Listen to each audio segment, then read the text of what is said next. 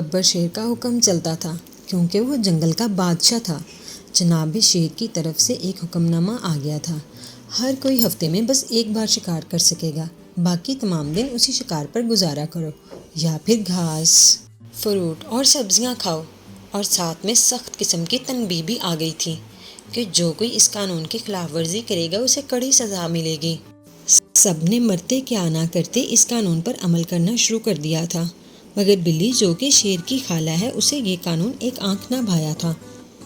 بلی کو تو بس چوہے پسند تھے اور وہ خوب پھرتیلی تھی اور روز اپنے لیے ایک دو چوہے تو شکار کر لیتی تھی، مگر جب سے یہ نیا قانون نافذ ہوا تھا بلی کو تو رات کو بھی نیند نہیں آتی تھی۔ بلی تو اس قانون کو کالا قانون کہہ رہی تھی۔ بلی ایک دن صبح سویرے لومڑی کے پاس پہنچ گئی اور کہنے لگی، بہن لومڑی، اب تم ہی بتاؤ، چلو اب ہم جیسا تو گھاس پھوس کھا کر گزارا کر لے گا، مگر تمہارے ساتھ تو یہ بڑا ظلم ہوا ہے۔ تم تو بہت معصوم ہو اور دبلی پتلی بھی ہو گئی ہو، تمہارا جب جی چاہے دوسرا شکار کر لینا، میں شیر سے کہہ دوں گی، لومڑی بیچاری کیا کرے؟ یوں تم سزا سے بھی بچ جاؤ گی اور ہو سکتا ہے کہ شیر بادشاہ اس کالے قانون کو ختم کرنے کے بارے میں ہی بھی سوچے۔ بلی کی چکنی چپڑی باتیں سن کر لومڑی کہتی ہے، بی خالہ بلی، کہتی تو آپ ٹھیک ہو۔ بلی لومڑی کو راضی کرنے کے بعد بھالو کے پاس جاتی ہے، اسے بھی بلی ایسی ہی باتیں کر کے راضی کر لیتی ہے۔ لومڑی تو چالاک تھی، اسے تو تھوڑی دیر لگی منانے میں، مگر بھالو پر بلی کو زیادہ محنت نہیں کرنی پڑی تھی۔ اب بلی روانہ ہوئی بھیڑیے کے پاس جانے کے لیے۔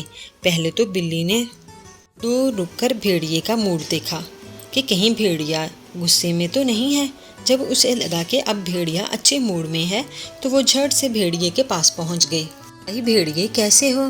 بی خالہ بلی ٹھیک ہوں، آپ کیسی ہو؟ بہتر ہوں جی، پر جنگل کے حالات ٹھیک نہیں۔ بھیڑیا پریشانی سے فوراً پوچھتا ہے، کیا ہوا؟ بلی بڑے دھیمے سے بولتی ہے، بغاوت ہونے والی ہے۔ بھیڑیا کہتا ہے، کیا مطلب بی خالہ بلی؟ بلی اور رازداری سے بتاتی ہے، لومڑی اور بھالو اور کئی دوسرے جانور کالے قانون کے خلاف اعلان جنگ کرنے والے ہیں۔ بھیڑیا ایک دم چوکنا ہو کر بلی کی طرف دیکھتا ہے، اس کی سزا تو موت ہے۔ کیا کہتی ہو بی خالہ؟ کیا وہ سب نہیں جانتے؟ بھائی بھیڑیے جانتے تو سب ہیں، مگر سب ہی مجبور ہیں۔ اب تمہارے جیسا دل تو کسی کا بھی نہیں، کوئی بھی گھاس پھوس کھا کر زندہ نہیں رہنا چاہتا۔ آپ تو بڑے ہو، کیوں نہ آپ ہی شیر سے اپنے اس کالے قانون پر نظر ثانی کی اپیل کر دو۔ میری تو کوئی نہیں سنتا، اس سے پہلے کہ حالات خراب ہوں آپ ہی کچھ کرو۔ بلی کی باتیں سن کر بھیڑیا شیر کے پاس پہنچ جاتا ہے۔ ابھی وہ بات شروع بھی نہیں کر پاتا کہ ہرن نے آ کر اطلاع دی، جناب شیر جنگل میں بغاوت ہو گئی ہے، جانور بھالو اور لومڑی نے شکار کے قانون کی خلاف ورزی کی ہے۔ شیر غصے سے دونوں کو جلدی سے لے آؤ، ان کی سزا اب موت ہے۔ سبھی جانور شیر کے پاس اکٹھے ہو جاتے ہیں، لومڑی اور بھالو بھی آ جاتے ہیں۔ شیر ان دونوں کو سزا سنا رہا ہوتا ہے، ان دونوں کی نظریں بلی کو ڈھونڈ رہی ہوتی ہیں، مگر بلی کہیں نظر نہیں آ رہی ہوتی۔ شیر بادشاہ کے حکم پر ان دونوں کو مار دیا جانا تھا کہ بھیڑیے کو ان پر ترس آ جاتا ہے۔ وہ آگے بڑھتا ہے اور ان دونوں کے لیے رحم کی اپیل کرتا ہے، جناب شیر بادشاہ، اگر آپ ان دونوں کو ایک موقع دیں تو یہ اپنی غلطی پر معافی مانگیں گے، جرمانہ بھی ادا کریں گے اور آئندہ کبھی قانون کی خلاف ورزی بھی نہیں کریں گے۔ لومڑی اور بھالو شکر گزار نظروں سے بھیڑیے کی طرف دیکھ رہے ہوتے ہیں۔ شیر کو بھی ان پر رحم آ جاتا ہے۔